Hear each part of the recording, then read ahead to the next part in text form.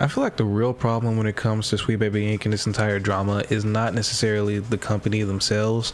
Well, it is mainly the people, because how they like to treat other AAA game studios and just basically their whole reaction to being found out to being an actual company.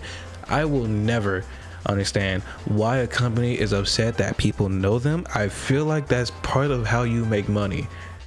But them being like racist and sexist and being called out for it, mocking Akira Toriyama after his death, you can go straight to fucking hell if you ask me.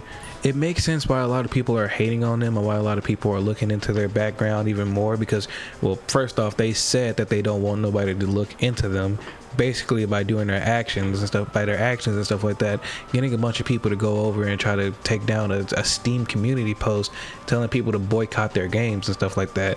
Well, to be fair, they're not necessarily telling people to boycott their games, but if you go there and you look at the community and every game that they say that Sweet Baby Inc. is attached to, they're saying that they do not recommend it and other stuff like that.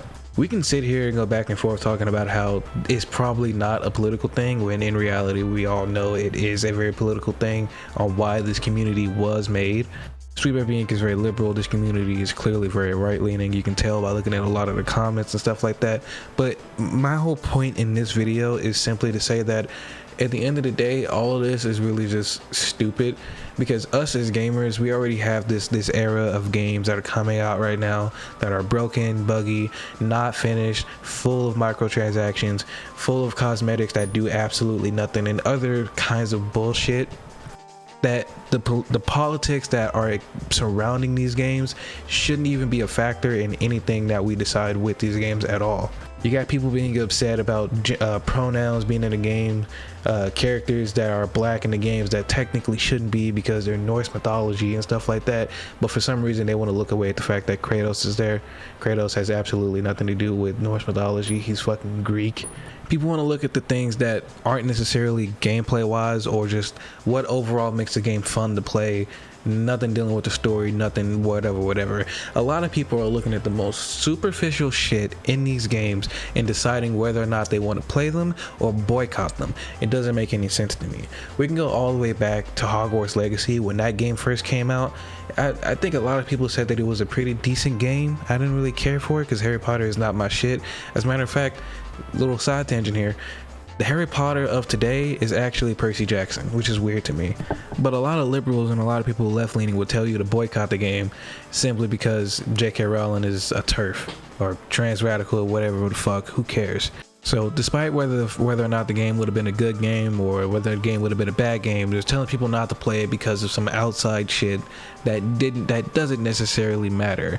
And the same thing is happening right now, because this liberal group is saying that, hey, we want these games to be more progressive, more representation, more diverse, and other stuff like that. You're not gonna go and play it simply because of those reasons, whether or not the games are good. And the Sweet Baby Inc. games are good. Alan Wake 2 won Best Narrative. Suicide Squad Kill the Justice League is not a good game, but the good part about the game that Sweet Baby Inc. had their hand in was the character banter, so them talking back and forth with each other.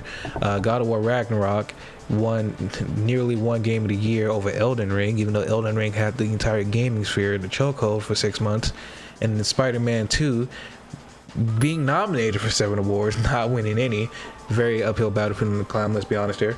So these games are good, but for some reason a lot of people would rather look at the politics of it, saying not to play it, hey, boycott these games for whatever reason, because they don't like it.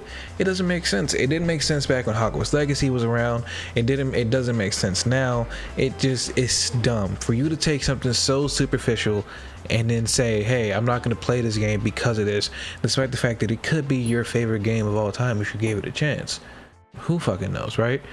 And like I said earlier, we have a lot of problems within the gaming sphere as it is, but you're worried about whether or not there's enough black people, or whether there's too many black people, or whether or not there's enough trans people, or if there's too many trans people, whether or not you can use pronouns, whether or not you can use pronouns. It's just like it's the same side of each coin. It's like, hey, we don't like this. We care so much about race that we don't like it that there's not enough black people. We care so much about race that we're gonna give a fuck if there's too many black people. It's so weird and ridiculous that we kind of lost the plot on what games actually mean nowadays. And everybody, I mean, like everybody, not saying everybody, most people don't even know Sweet Baby Inc even exists, but it's like this shit just should not be a problem at all.